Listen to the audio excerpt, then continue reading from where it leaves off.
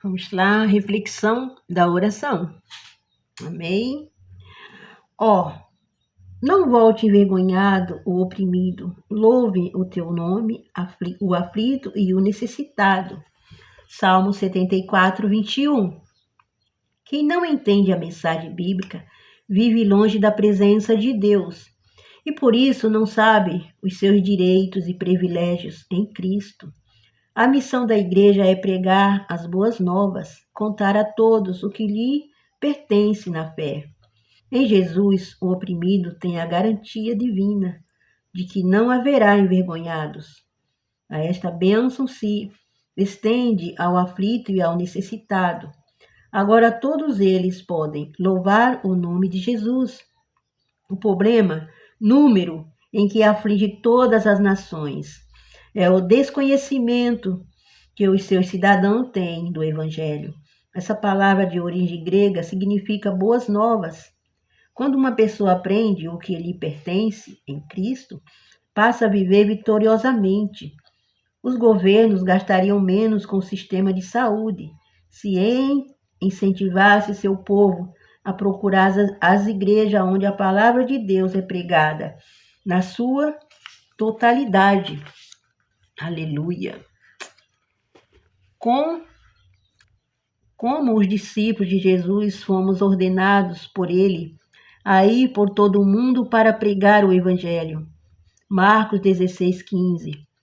Os que têm feito isso chegam a ficar abismados com o que o Senhor faz pelas pessoas que colocam a fé nele. Assim como nos dias de Jesus, o Altíssimo curava os enfermos, libertava os oprimidos. Em nossos dias, o mesmo tem acontecido. E com isso é grande o número de pessoas desfrutando da vida abundante trazida pelo Mestre. Que líder poderá convidar os cansados e oprimidos e se achegarem a ele, e ao mesmo tempo garantir-lhes que seriam aliviados das suas opressões? Jesus fez isso. Mateus 11, 28. E o versículo que estamos estudando agora declara que o oprimido por qualquer obra do mal tem a garantia do Senhor de que não voltará envergonhado.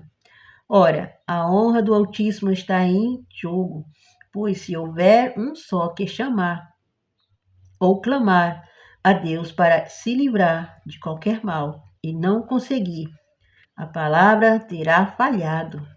Contudo, a verdade é que nunca houve, nem haverá uma ocasião em que saiu dos lábios do Mestre não seja cumprido todos os aflitos, necessitados ou dominado por alguma força maligna, pode achegar-se com confiança a Deus, ao qual jamais os despedirá vazios.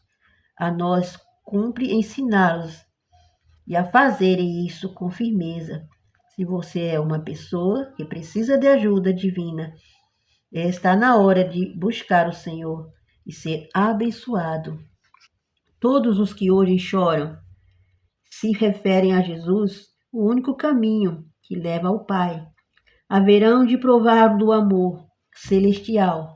O segredo está em confiar completamente no que ele lhe fala ao coração pela sua palavra e agir sobre isso.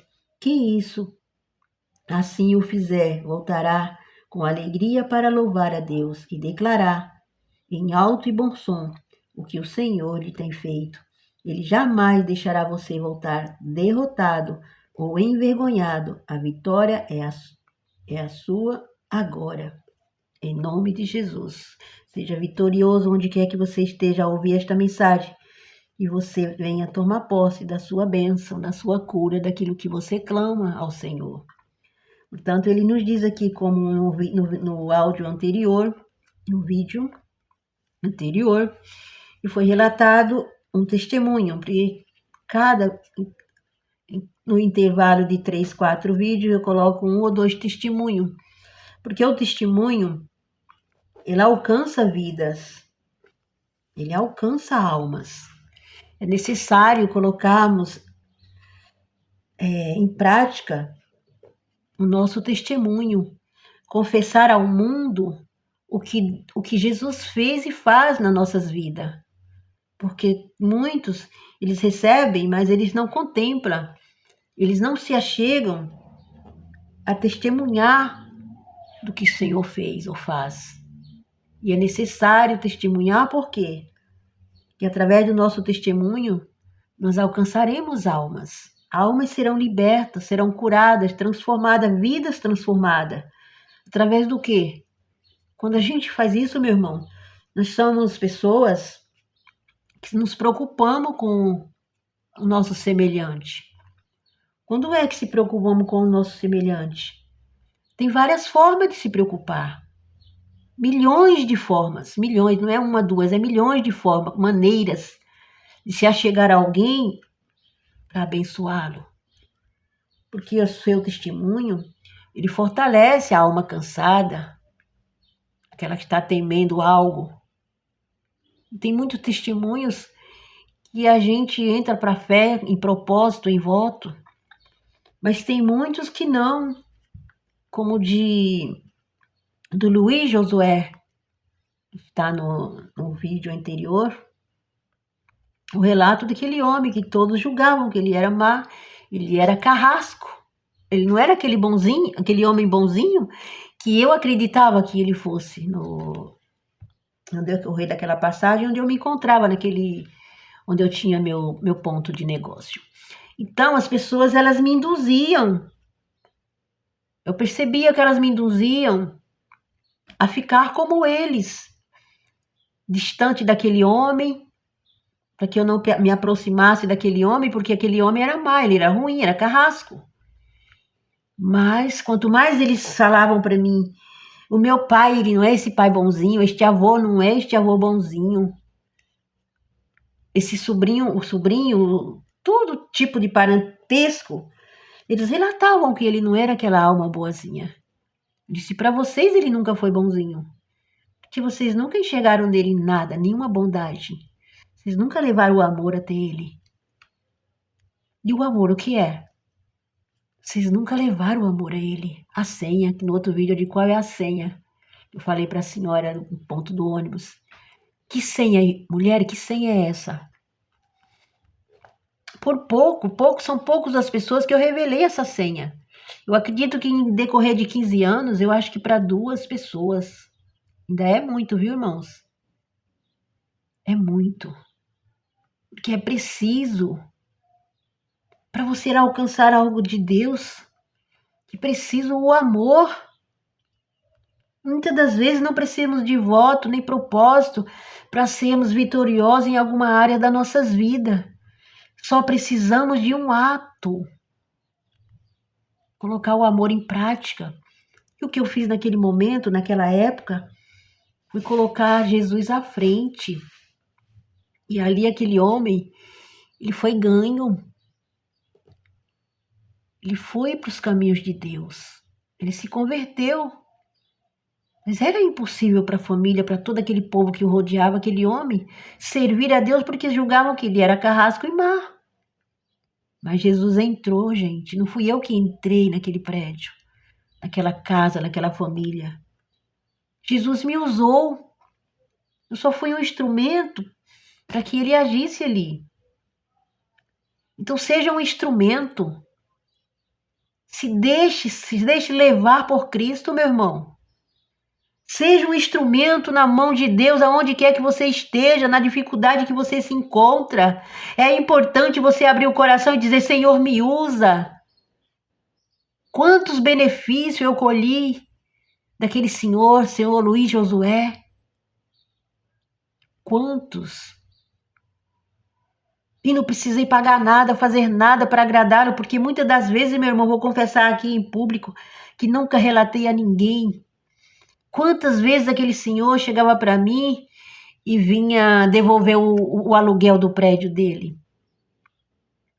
Ele chegava para mim e dizia, eu vou te devolver tanto, porque seu comércio está em dificuldade, você acabou de mudar para cá e não tem muitos clientes, não sabe onde você se encontra, eu vou diminuir. E eu pegava a mão dele, fechava a mão dele e disse, volte para casa. Volte para casa com seu dinheiro, que eu estou aqui para honrar o meu compromisso com você. Não estou aqui para receber do Senhor. O Senhor está para receber. E quantas vezes eu fiz isso? E ali naquele ato, eu ganhei a confiança dele. E foi através dessa confiança que essa amizade se fortaleceu, a ponto dos familiares ter ciúmes de onde saía tanta virtude. Era dos meus olhos de Cristo. Era da forma como eu olhava para ele, o que ele nunca encontrou na família, nos filhos, nos irmãos, nos netos, sei lá em quem rodeava aquele homem como família, o que ele nunca encontrou, ele encontrou na minha pessoa através de Jesus. E olha, que eu estava no primeiro amor. Recentemente eu fiz 62 noites de culto e de clamor na casa onde eu moro, na garagem da minha casa. Eu fiz 62 noites. E eu creio que nessas 62 noites, clamando aos pés de Cristo, orando com o povo, que eu não recebi de Deus o tanto que eu recebi na época que eu preguei para aquele senhor Luiz Josué. Por quê? Isso era voluntário, meu irmão.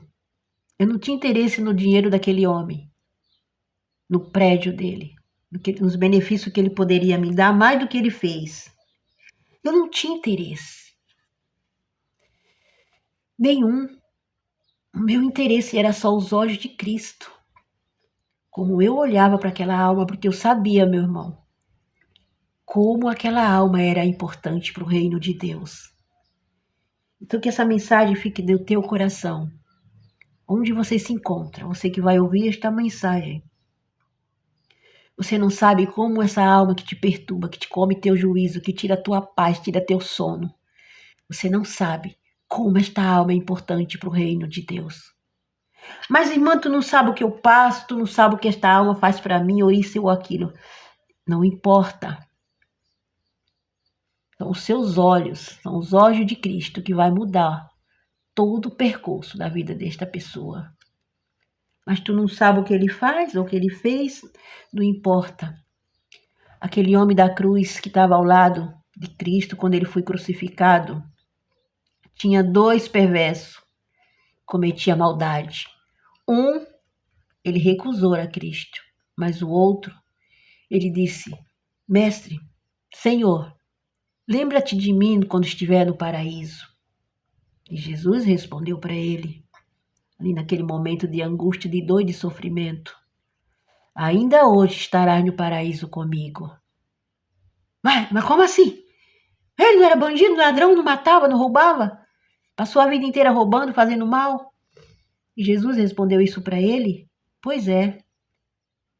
Porque ele, naquele momento, ele quis o perdão. Ele quis ser perdoado. Ele aceitou a Jesus. E tem muitas pessoas, meus irmãos, que precisam aceitar Jesus através da nossa vida, do nosso testemunho. Você tem sido um testemunho vivo aonde você se encontra? Esta pergunta fica para você e para mim. Jesus pergunta: você tem sido um testemunho vivo? Você tem os olhos do meu filho Jesus? Para que eu alcance esta alma perturbada que tira a tua paz? Amém, meu irmão. Até a próxima.